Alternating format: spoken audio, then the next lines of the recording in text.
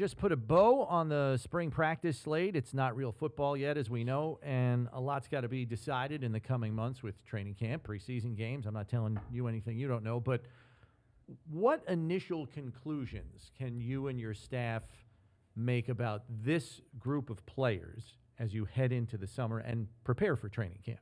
Yeah, I mean, I think our young guys are off to a good start. I'm excited about the young guys.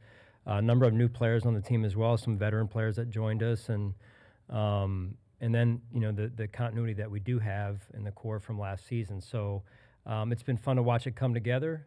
We still have a lot of work to do, and some of it is getting some guys healthy that weren't able to participate in the spring session here. You've got a culture built now; it's well established. You've got the continuity, as you mentioned. What kind of feedback and how rewarding is that feedback that you've got? That you've got guys that around the league, word has gotten out that you treat your players a certain way. You have a certain way of doing things. You get, like you said in your press conference the other day, if a young player, old player, if you earn it, you're going to get it. It sounds simple.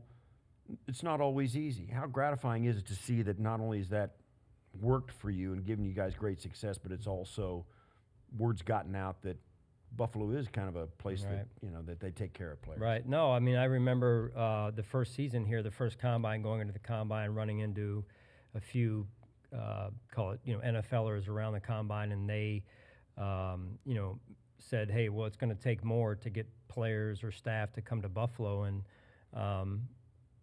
just kind of physically agreed with them with my head nod, but inside was thinking, hey, we'll show you. And over the course of time, we've shown people, and it's a people-driven business at the end of the day. And I think we've built a culture here, to your point, that this is a place where people can come to work, be happy, feel good about themselves, and become the best version of themselves. And that's just not my doing. That's a whole team team's doing. So it's good to be a part of it. You have two defensive free agent acquisitions that you will not have come the regular season for a stretch. You've got to fill that void to some degree with others on the roster. How do you craft that plan to make sure Michael Hoyt, Larry Ogunjobi are ready when they can come back, while also getting people to fill the void be just as ready by getting enough snaps here through the course of the spring training camp, et cetera? Yeah, it's going to be very strategic in our approach, right? It's going to have to be, because having one, we've all been around having one, whether it be the start of the season, middle of the season, it comes up. Having two is probably unique. In the same position group. The same position group. So what I see out there is one thing, and those two are off to a good start.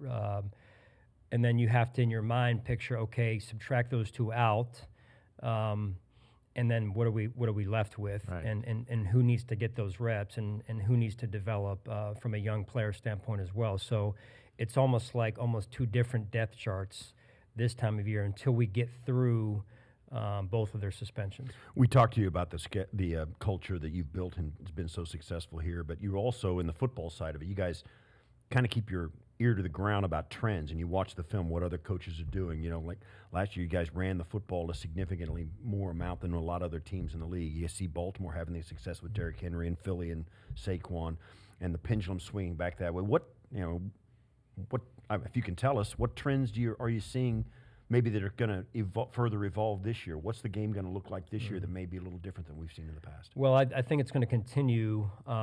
Usually people copy what is successful right around the league. So the element of the run game, as you mentioned, I think Joe Brady, Aaron Cromer do a really good job of that for us personally. So we're already kind of wearing those corduroys, if you will, right? But there's other things. I mean, the more and more every year you're getting these mobile quarterbacks that are becoming even more mobile than they were the year before. So the scrambling element of the game, extending plays, is something we have to continue to prepare for as we do it just as much as anyone, but also our defense has to prepare for as well.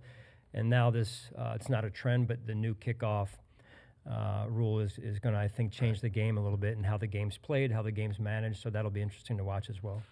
Right now you've got three members of your coaching staff working with your defensive line. Coach Nielsen and Coach Rebrovich are now working with Coach West on a regular basis. What conclusion should we draw from seeing that level of attention on that position group, and how might those increased coaching numbers benefit a group that has a lot of youth in its ranks? You know, it's a little bit tricky, right? It's tricky from the standpoint of it's the most important position on the defensive or on the defense. So why not have as many coaches as possible so that they can split up? It's the largest number of players on defense at one position, you know, that or the defensive backfield. So we have enough kind of student to teacher ratio, and it works. The tricky part about it, though, is we all have to have one voice, right? There's got to be alignment on what we're teaching, how we want it done philosophically all the way down the line. So the more teachers you have, the more voices, and so sometimes 3 different messages to one player. So we have to be very conscious of that, and to this point, our coaches have done a really good job of, hey, philosophically, this is what we're about, and then these are the techniques that we believe in that fit that philosophy. So as you finish up this, this off season before training camp kicks off, you've started a team build. Yep. Now in your minicamp, you OTAs and do all of that. How different is it now that you've got guys, like Milano and Bernard and Josh and Dion and all these guys on both sides of the ball, been around the block. Tre'Davious is back in the building. Very different atmosphere with some guys who've seen it work and know how it works. That really has to help your coaching staff, because I was having the conversation with your assistants. I mean, that's your job these days, because the roster churns so much. You really have to be good at getting these guys to put their arms around each other, and you've done a great job. But how much do the players help with that? Well, that's huge. Yeah. I can stand in front of them every day at the podium, but it's their team at the end of the day. It's them taking ownership of their team, leading by example. And I remember when I first got here and we sat down for dinner with some of your teammates, and listening to some of the attributes that were so key in your good years here, in the teams that you had, and Coach Levy and everything. So I've seen a lot of those same things in our players and in our teams, and it's been just really interesting to watch and fun to watch, because Buffalo is so unique and so special, and the mark that you guys made on this community, and hopefully we're making a similar mark, and it's just been fun to watch. It really has been fun to watch unfold.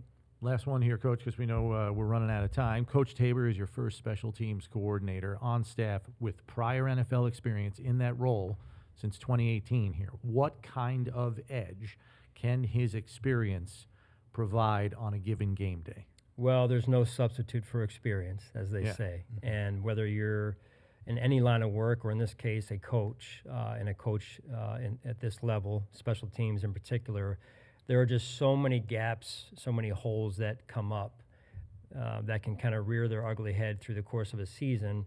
Having a veteran who has experience, it's good. It really is, and it's been beneficial for us. Coach Taves is a great teacher. I've never worked directly with him before, but been around him around the league, and he comes well recommended, and he's got a great energy about him, and a good way of teaching. So it's been fun to be around him, and we all learn from each other. So I'm learning some things from him, and maybe he's learning a couple of things as well on the journey here. All right. Well, Thanks Coach, for spending some time with us, Coach. Appreciate do it. your best to try to get some downtime here before we get to training camp. All right, try to unplug just for half a second. Yeah, we will. We know you with the grind. So Look in the softball get on the playoffs. baseball and softball circuit a little bit, right? And just kind of sit back, relax, have a drink in your hand. Thank you. All right, that's Coach McDermott joining us.